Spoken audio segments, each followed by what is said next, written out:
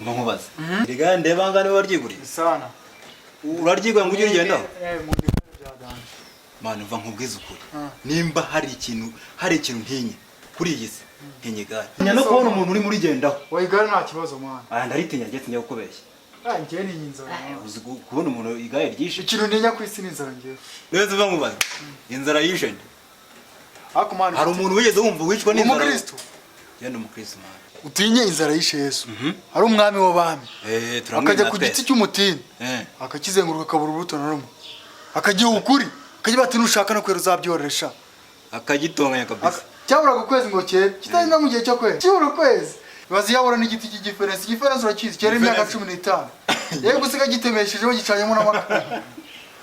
Amekize shoko ko gicanyemo n'amakara. Ibi rero kugikora wowe bitewe n'umujinya nafite yo kucyana n'imizi yacyo. Yo kugihindura nka ruswa. Ruswa bane cyo kintu barandura n'imizi yacyo. Man inzara ndayitinya byada.